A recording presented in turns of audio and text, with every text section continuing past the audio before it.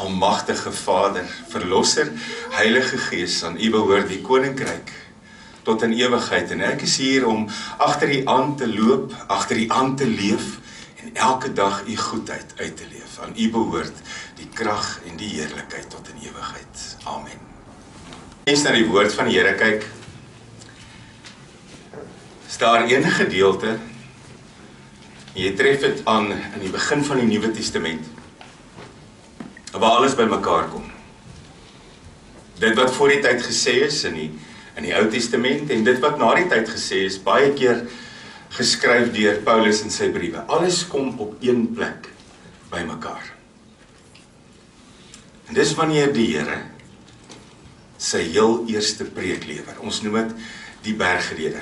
Jy kry dit hier van Matteus 5 se kant af. So as jy 'n gedeelte wil lees wat jou bekend stel aan alles, lees hierdie paar verse, of hierdie paar hoofstukke, Matteus 5, 6, 7, 'n stukkie en 8 in. Jy sal ook agterkom, is die gedeelte in die woord van die Here, waar 'n mens baie keer struikel. Is die gedeelte in die woord van die Here, wat jou baie keer teregwys, vers op vers op vers. So as jy hierdie gedeelte wil lees, vat jou tyd. Want daar's baie om te hoor, en daar's baie om uit te leef. Daarom ook vandag ons gedeelte wat uit Matteus 7 kom, en ons sit hier by die derde van die 5de maand, die 3de Mei het ons stilgestaan by die voorafgaande gedeelte. Maar ons gaan nou lees vandag vanaf vers 12, en dat wat in vers 12 geskryf staan word verder uitgebou, met 2 beelde in vers 13, en so 'n bietjie verder aan ook in vers 18. Dan kom ons lees uit die 2020 vertaling, Matteus 7, en ek lees vir ons vanaf vers 12. Alles wat julle dan wil hê die mense aan julle moet doen, doen ook julle net so aan hulle. Want dit is die kern van die wet en die profete. Gaan deur die nou poort in, want breed is die pad en wyd die poort wat na die verderf lei. En daar is baie wat daardeur binne gaan.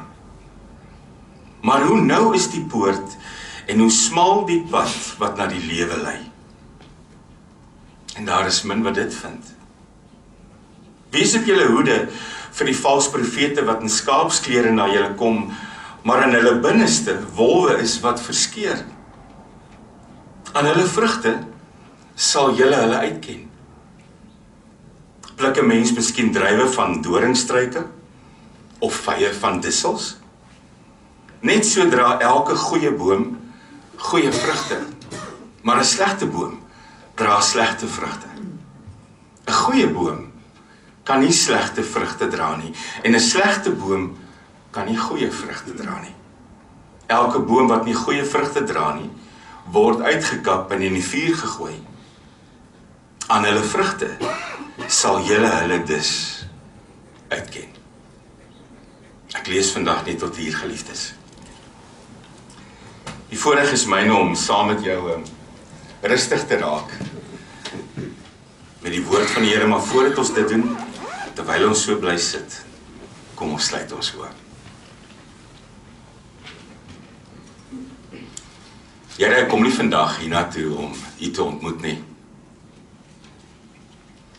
Ek kom nie vandag hiernatoe om U te leer ken nie. Ek ken U en U ken vir my. Ons het verlede week gehoor, Here, ons word so goed geken. U ken ons gedagtes voordat hulle by ons opkom, en U ken ons woorde voordat hulle op ons tonge kom lê. Dis hoe goed U my ken. U ken my as mens beter as wat ek myself ken. Maar ek is hier om saam met ander te aanbid. Ek is hier om in dankbaarheid voor U te kom leef. Ek is hier, Here, om iets terug te gee. Want daar buite ontvang ek elke dag. U maak my in die oggend wakker, U gee vir my 'n dag. U gee vir my genade in daardie dag, Here. U gee vir my kanse, U gee vir my insig, U gee vir my dinge om te doen. U maak vir my deure oop. U lei my op 'n ander pad as die een wat ek dikwels kies tot die eer van U naam. Daarom wil ek U lof vanmôre kom besing. En ek wil saam met mense stil raak wat U ook ken. En ek wil saam met my geliefdes aanbid en ek wil die voorreg hê om my kinders aan U op te dra. En ek wil die voorreg hê om my gesinne aan U op te dra, om my lewensmaat aan U op te dra. Kyk ons op hierdie stadium uit, Here, en ek weet ons kla baie keer daaroor die koue. Maar dis ook weer eens winter, omdat U dit bepaal. Geen menslike vinger draai 'n knoppie en 'n seisoen verander nie. U doen dit. Daarom, Here, ook in hierdie seisoen as die sneeu op die berge lê en die kaalgestrooptheid van die bome 'n ander tipe mooi, dan wil ek weer eens sing, o Heer my God, as ek in eerbied wonder. Dankie vanmôre vir die geleentheid om saam te kan aanbid. Dankie, Here, vir die kans om as gemeente dit te kan doen. Dankie, Here, ook dat met ons beplanning vir vorentoe, die ruimte wat ons, 'n nuwe ruimte wat ons kry waarom te aanbid, dat U ook ons daar sal lei, Here. Dankie dat U met ons kinders is, 'n paar dae in die nuwe kwartaal, in 'n week of 2 al klaar weer. Dankie, Here, dat U met ons geliefdes is. Maak nie saak of hulle naby is of ver is nie. Aan U kom toe alle eer. En dit wil ek vanmôre met woord en lied en gedagte en belydenis aan U kom vasmaak. Amen. Vanoggend dat jy jou oë oopmaak, is daar 'n manier waarop jy moet lewe. Daar's dinge wat 'n ou doen en dinge wat 'n mens nie doen nie. Van die oomblik dat jy in die oggend jou oë oopmaak, is daar reëls wat jy moet nakom. En eintlik gaan dit oor so 'n bietjie onselfsugtigheid. Jy lewe terwyl jy mense om jou in gedagte hou. Jy lewe akkommoderend. Jy staan nie op en gaan staan 2 ure onder die stort en gebruik al die warm water terwyl almal moet skoonkom nie. Jy gaan sit ook nie op 'n vreemde plek met jou foon en skrol terwyl almal wag om die plekkie te gebruik nie. En gaan jy aan met die dag, is alles wat jy doen en elke besluit wat jy neem, veronderstel om onselfsugtig te wees. Elke huis het maar sy eie reëls, maar so nou en dan stem alles ooreen. Wie gebruik eers die badkamer? Wat doen jy met 'n nat handdoek? Waar gaan die vuil klere heen? En gaan jy tafel toe en gaan eet julle daar? Is daar sekere goed wat vir julle werk en sekere goed wat nie vir julle werk nie? Wie vat die vullis uit? Hoe hanteer julle sleutels in die huis? Is daar 'n ding waaraan julle die goed hang? Is daar 'n bakkie waaraan jy die goed gooi? Want sleutels is ook goed wat gereeld wegraak. Klim jy in jou kar op pad skool toe of werk toe of waartoe ook al, is daar 'n stel nuwe reëls. Jy hou aan die linkerkant van die pad. Jy gaan nie met blinde draai verby nie. Jy stop by 'n stopstraat, jy stop by 'n rooi lig. En as jy nou spul geld het wat jou brand en jy weet nie om dit uit te gee nie, oortree die spoedgrens. Jy gaan vinnig van dit ontslae raak. Kom jy by die werk, stel nuwe reëls. Dalk hou jy nie van al die goed nie. Dalk is van die regulasies vir jou vreemd, maar jy val daarbey in. Hoekom? Want jy akkommodeer ander mense. Jy's deel van 'n span. Jy kom by die skool, daar's net soveel reëls en dit sal met jou goed gaan daar waar jy is, solank jy die reëls nakom.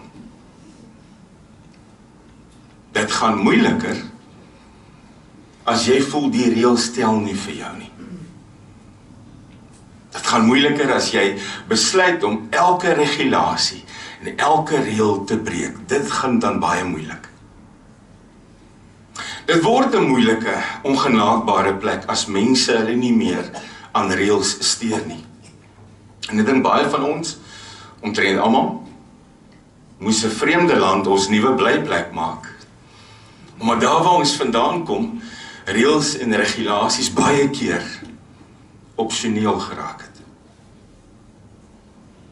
Word moeilik om in so 'n plek te bly. As reëls opsioneel is, dan is wetteloosheid maar iets wat die boottoon voer wat seevier. Ons het dit eintlik baie keer nodig. En 'n mens kom baie keer dit nie eens agter nie, maar daar is soveel ongeskrewe reëls, nêrens neergeskryf nie, maar jy volg dit. Jy gebruik nie iemand anders as 'n tandeborsel nie. Jy druk nie voorin by 'n ry nie. Jy gaan staan nie teen iemand nie. Jy eet nie uit iemand se bord uit nie. En so kan ons aangaan, goed wat nêrens neergeskryf is nie. Maar jy doen dit. En is dit baie interessant en daar's baie keer nuwe studies van antropoloë, dis ouens wat menslike se gedrag se bestudeer, en sosioloë, dis ouens wat menslike interaksie bestudeer. As nou eendag 'n ou wat iets neergeskryf het, 'n studie gedoen, en toe ek dit lees kom ek agter, hy het dit nou wel op skrif gesit, maar hierdie goed is so outomaties. Die ou se naam is Edward Hall en hy sê toe, hy het bestudeer die ruimte wat jy van mekaar af leef, die sone tussen mense. Hy sê daar's 4 zones. Elke mens het 'n intieme sone, dis 0.5 meter. Dis waar jy jou geliefdes toelaat, jou kinders, jou babas, jou lewensmaat, jou mense. En dan is daar 'n persoonlike sone. Dis tussen 1 meter tot teen die persoon, en dit is waar jy ook jou familie toelaat, goeie vriende, kennisse, 'n vertroueling. En dan is daar 'n sosiale sone. Dis waar jy kennisse toelaat en ook ander vriende en kollegas. Dit gaan tot so 2,5 meter. En dan is daar 'n publieke sone.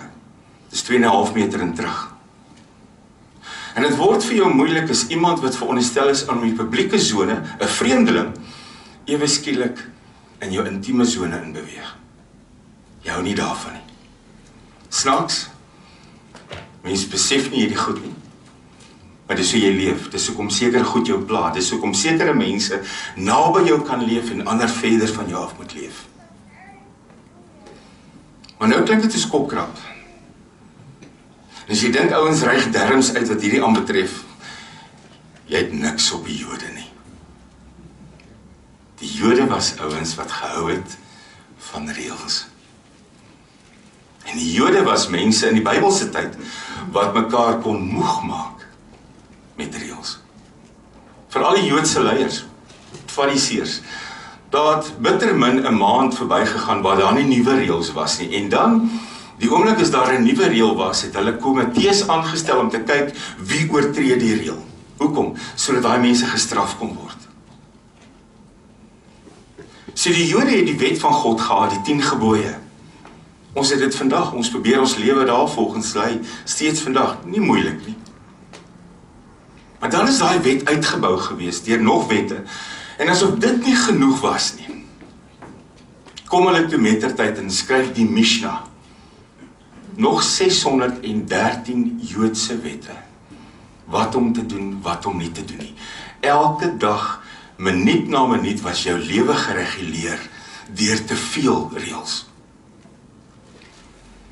Daarom 'n vorige keer het Jesus gesê, en dis hoekom hy dit gesê het ook, kom na my toe, almal wat oorlaai is, almal wat oormoeg is. Want hierdie wette het mense moeg gemaak. Maar nou kom Jesus en hy sê, ek kom lei 'n nuwe fase in. Sê dit 'n nuwe fase nie. Ek bring 'n nuwe koninkryk. Ek is die koning, en ek bring my eie koninkryk, en ek wil hê jy moet deel word van die koninkryk. Nou op hierdie oomblik sou mense kon dink, maar hoor jy, ons het al hierdie reëls, nuwe koning, nuwe koninkryk, hoe lyk sy reëls? Want eintlik weet ek nie meer, waar gaan ek nuwe reëls inpas nie. Wat 'n verrassing. Nie 'n koning met 'n dik reëlboek nie. Nie 'n koning met 'n nuwe katalogus wat sê, voeg hierdie by die Mishnah nie. Maar 'n koning wat alles wat kompleks is, eenvoudig maak. Wat doen hy byvoorbeeld? Hy vat die 10 gebooie, en iemand vra vir hom daarna, Matteus 22, en iemand sê vir hom, wat is die belangrikste van hierdie 10? En hy sê, kom ek som dit vir jou op. Matteus 22, liefde vir God. Liefde met jou hele hart, jou hele siel, al jou verstand.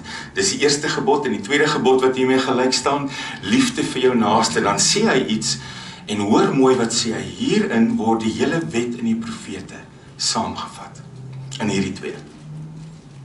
Alles wat jy moet weet, en alles wat die mense tot dusver gesê het, die wet en die profete, saamgevat in 2. Maar dan gaan hy verder. En hy maak dit nog eenvoudiger.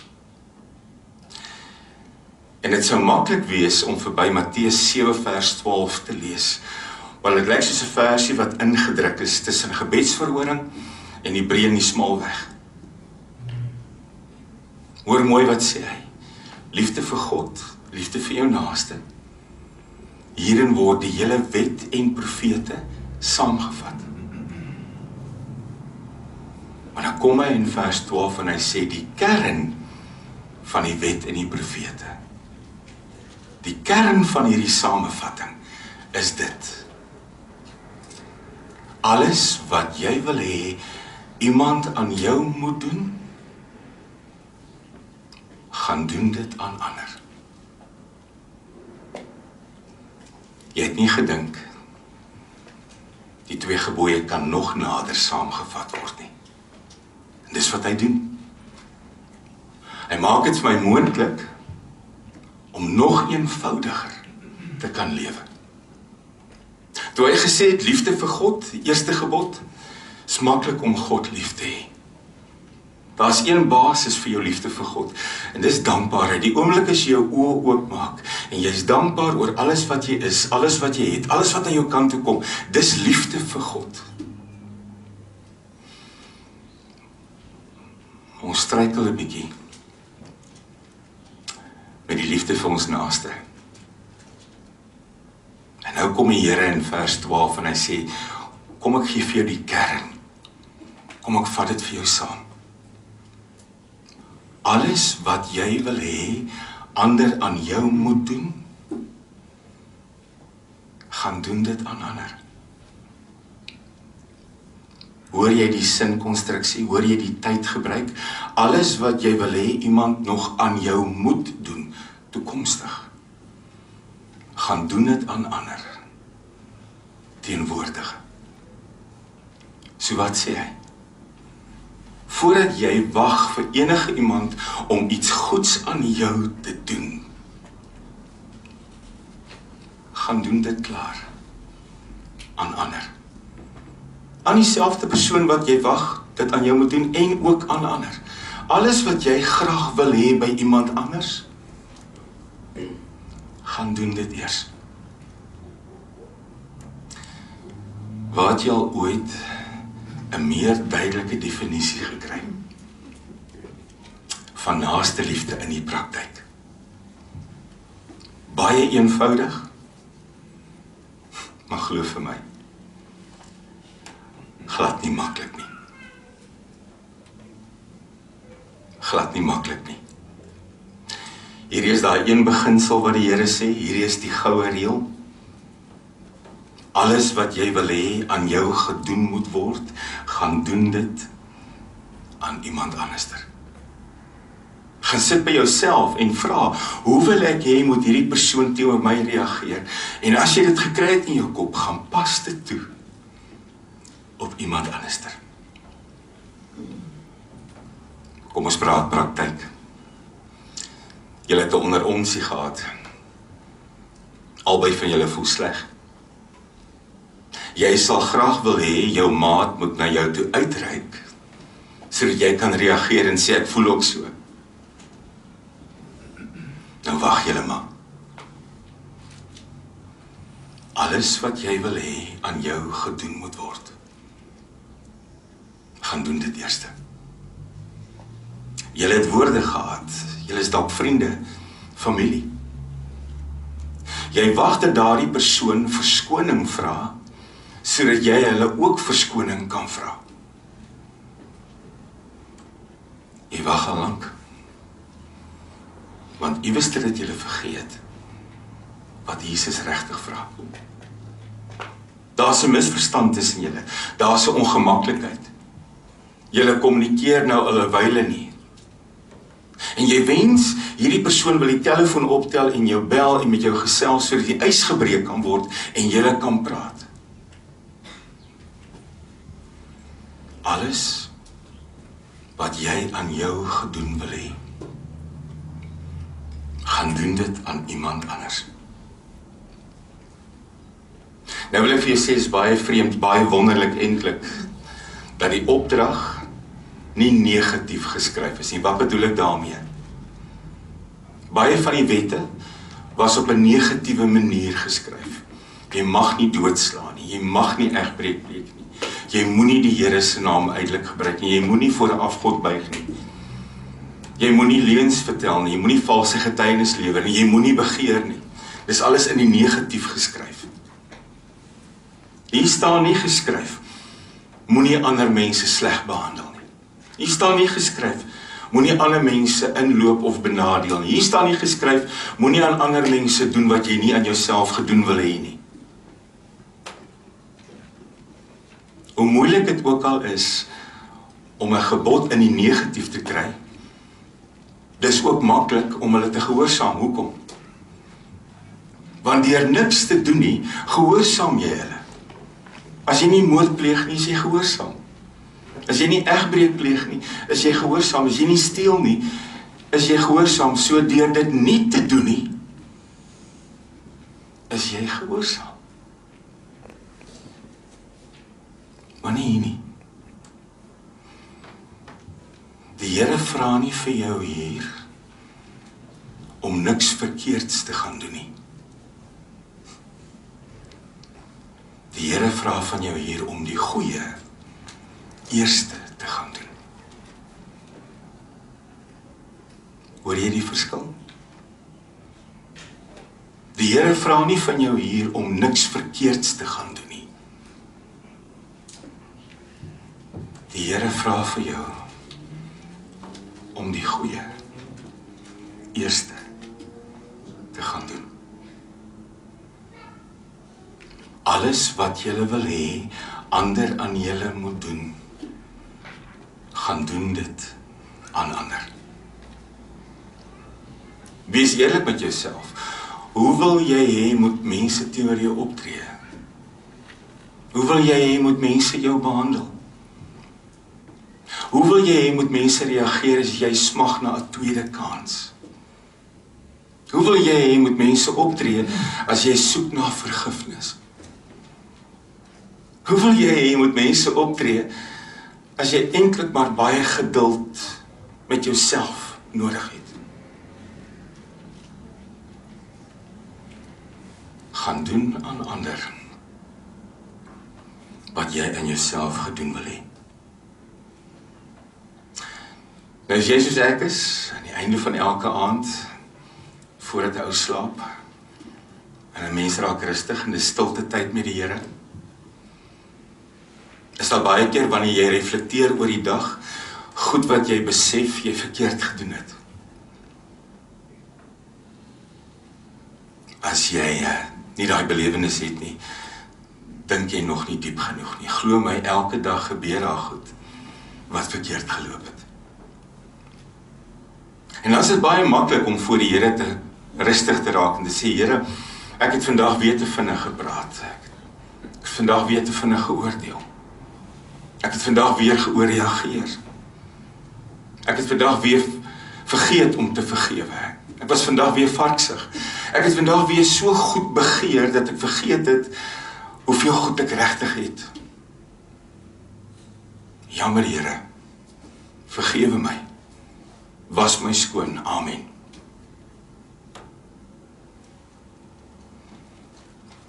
dink dit is tyd om dieper te praat. In plaas daarvan om net vergifnis te soek. Die volgende vraag. Het ek vandag mense behandel? En het ek vandag mense hanteer?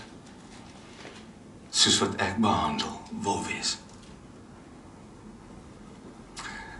En dis 'n vraag wat 'n groeiende disipel vra. Dis 'n vraag wat iemand vra, wat regtig die krag en die leiding en die kennis en die insig en die vrede van die Here nodig het. Dit gaan nie net oor wat mag ek en wat mag ek nie doen en wat het ek gedoen en waarvoor vra ek vergifnis. Dit gaan oor, Here, het ek vandag geleef teenoor ander, soos wat ek wil hê hulle moet teenoor my leef. Ek wil weer eens sê, ware gehoorsaamheid is nie net om nie die verkeerde te doen nie. Dit is ook om die goeie eerste te doen. En dis hier waar die Here dan twee beelde gebruik, wat baie mooi is. Hy sê hierdie manier van lewe is nie die gewilde een nie. As jy deel is van my koninkryk, agter my aankom, gaan jy agterkom, hier's nie veel mense op hierdie pad nie. Hierdie is 'n smal paadjie. Die Griekse woord wat hier gebruik word, is nie net 'n smal pad nie. Dis 'n pad van verdrukking, is 'n nou pad, is nie 'n maklike pad om op te wees nie. En tel jou kop op, gaan jy agterkom, maar daar's 'n baie breër weg wat langs hierdie een loop, en daar's baie meer mense op hom.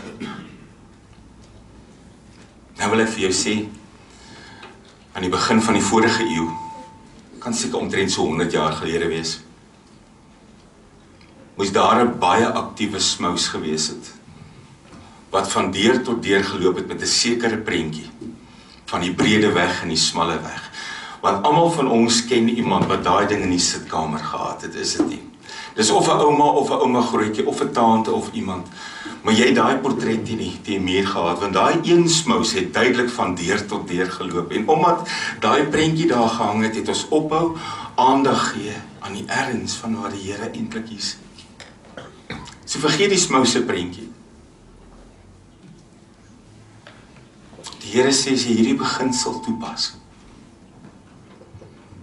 gaan jy agterkom, jy is een van min mense wat dit doen. Toe ek en jy na hierdie land toe gekom het,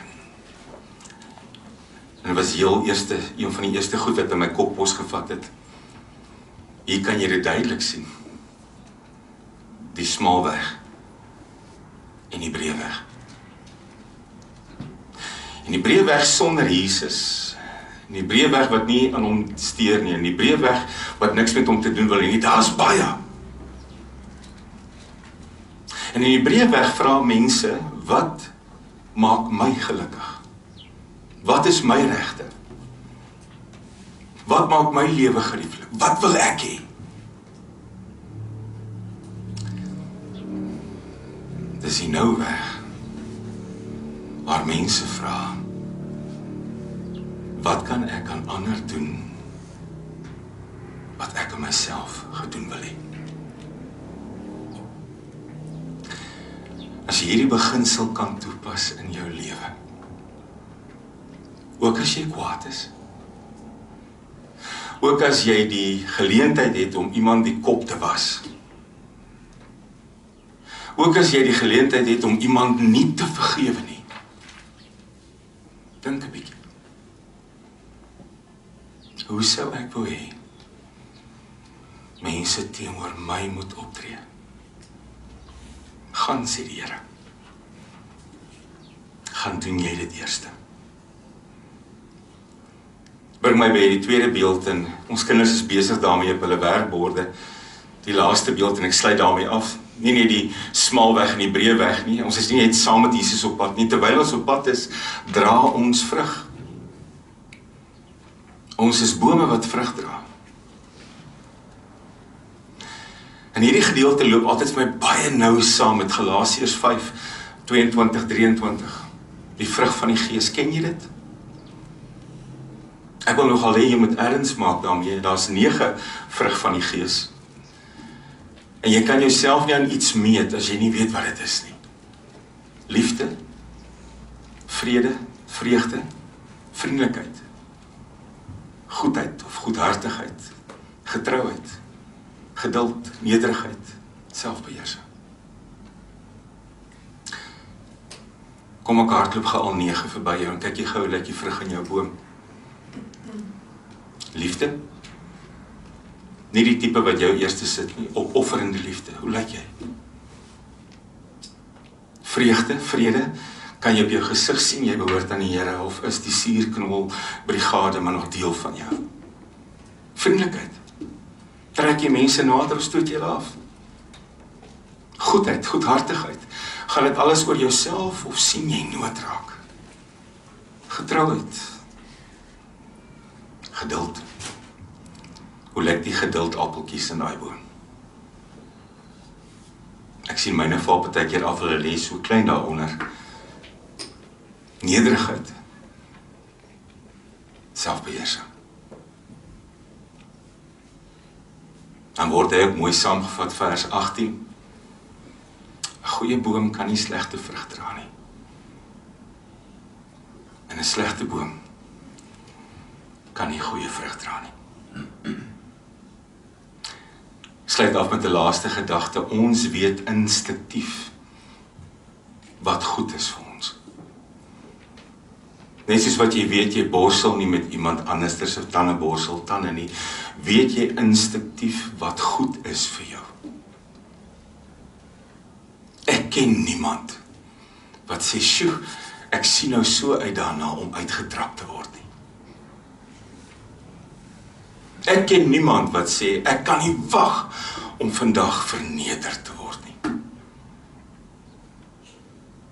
Ek ken niemand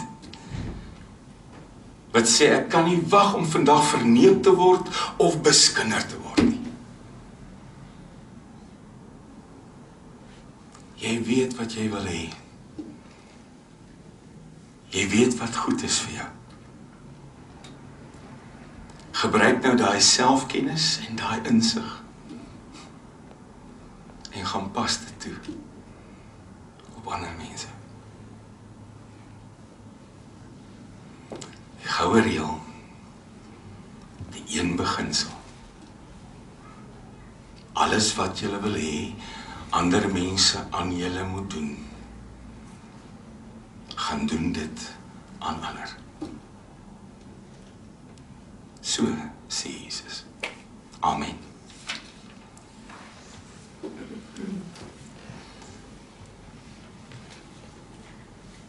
Dis waar, Here. Jy kan jou hele lewe lank besig wees met hierdie paar verse uit u eerste preek uit. Dis woorde wat soms diep sny. Dis woorde wat diep raak. Dis woorde wat eintlik soos 'n spieël is, Here, en wat ek in hierdie spieël sien terugkaats is nie altyd goed nie. Vorm my deur u Gees.